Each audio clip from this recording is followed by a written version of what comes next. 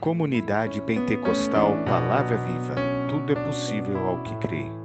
Da série Aos que estão chegando. Capítulo 2. Deus, quem é o Filho?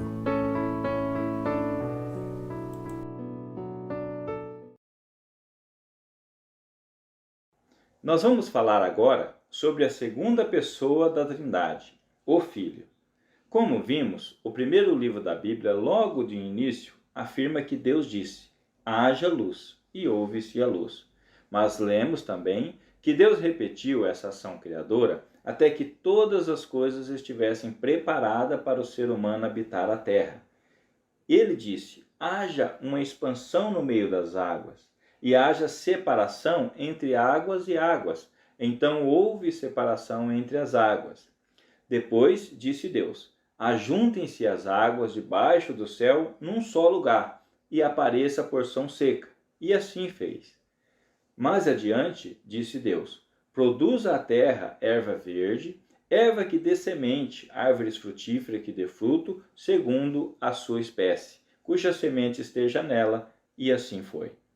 E o livro de Gênesis, em seu primeiro capítulo, prossegue mostrando que Deus disse: haja luminares na expansão dos céus, para haver separação entre o dia e a noite, e sejam eles para sinais e para tempos determinados, para dias e anos. E sejam os luminares na expansão dos céus, para iluminar a terra. E disse Deus: produzam as águas abundantemente, répteis de almas viventes, e voem as aves sobre as faces da expansão dos céus.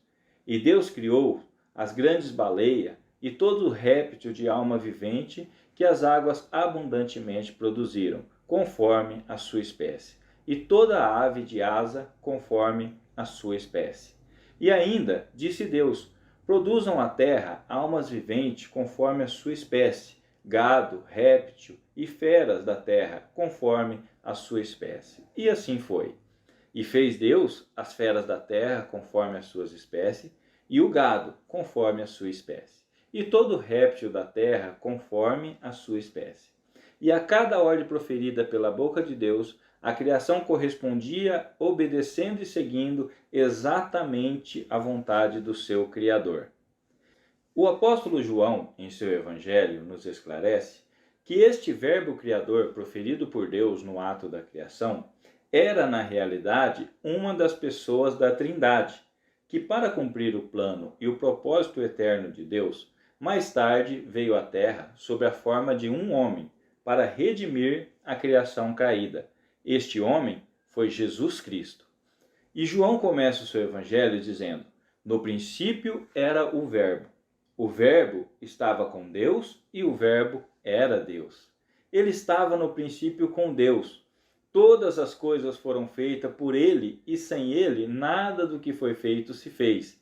Nele estava a vida, e a vida era a luz dos homens. O apóstolo Paulo, por sua vez, confirma que a pessoa do Filho, Jesus Cristo, possui a natureza divina de Deus, quando assim escreve aos Filipenses, dizendo: de sorte que haja em vós o mesmo sentimento que houve também em Cristo Jesus, que, sendo da forma de Deus, não teve por usurpação ser igual a Deus, mas esvaziou-se a si mesmo, tomando forma de servo, fazendo-se semelhante aos homens.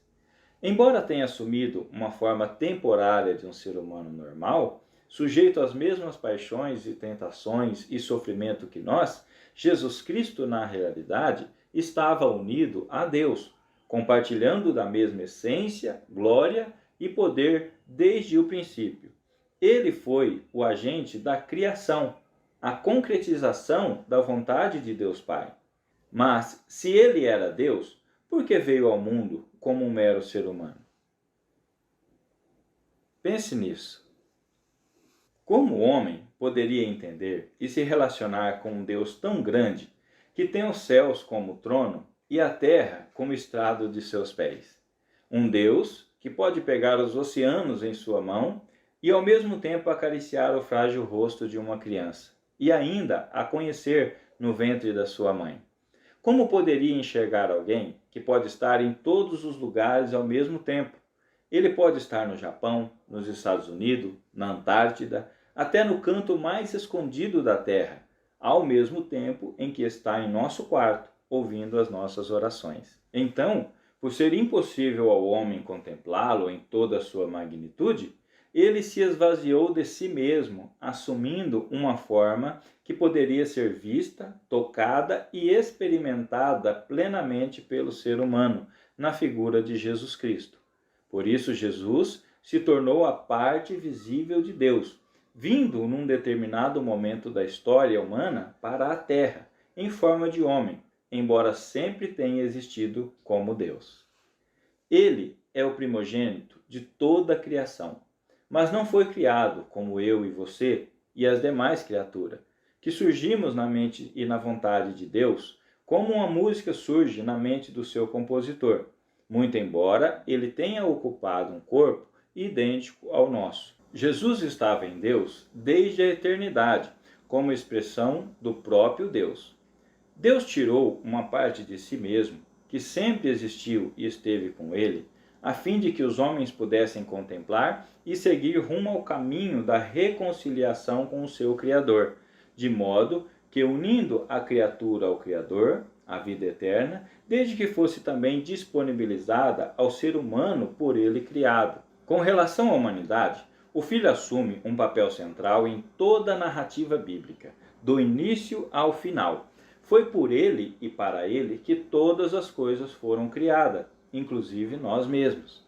É por meio do Filho que somos resgatados e reconciliados com Deus. Por meio dele, somos adotados e recebemos o poder de sermos feitos filhos de Deus. Ele é o nosso Senhor, que nos comprou a preço de sangue. A ele servimos e devemos obediência. Ele está assentado em um trono de glória e aos seus pés está sujeito toda a criação. Ele é quem advoga nossas causas junto ao Pai e intercede por nós, para que possamos perseverar e obter a vida eterna. E é o seu nome que nos foi dado para que tivéssemos a salvação. Em sua passagem na terra, Jesus tinha o objetivo de glorificar o Pai, fazendo-o conhecido de toda a humanidade. E para isso, além de se submeter à vontade do Pai em todos os momentos, Jesus trouxe em uma forma visível ao ser humano todos os atributos e caráter de Deus, como a bondade, a longanimidade, a misericórdia, a compaixão, o amor, a santidade e a perfeição. Por isso, Jesus afirmou aos seus discípulos que quem o visse estava vendo na realidade o próprio Pai. Ele veio para nos resgatar do poder do pecado e da morte, levando sobre si as nossas enfermidades e maldições, numa troca injusta e imerecida. Afinal, ele não pecou e, portanto, não deveria morrer, mas decidiu morrer, levando sobre si a pena e o castigo que seria devidos a cada um de nós. Enquanto homem, Jesus Cristo foi 100% humano, sofrendo em sua carne todas as nossas dores, angústia, tribulações e tentações, motivo pelo qual ele é o único capaz de interceder por nós, pois conhece por experiência própria todos os dramas humanos a que nós estamos sujeitos. Enquanto Deus, Jesus Cristo foi 100% Deus, preservando os atributos do caráter e o seu posto de majestade eternos. Ele é o nosso exemplo maior de fé e conduta. Enquanto estivermos nele, nós podemos, compartilhando da sua vida, morte e ressurreição, nós também vencemos o mundo.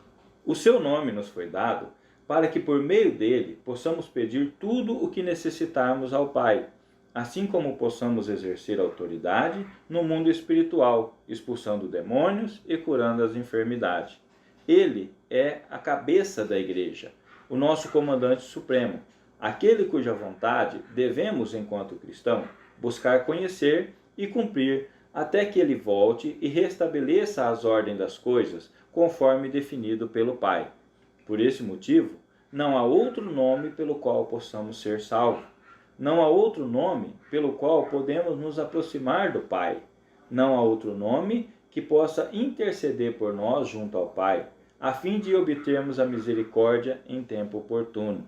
Não há outro nome, nem outra pessoa que tenha vivido nessa terra capaz de nos trazer a vida. Ele é o caminho, a verdade e a vida.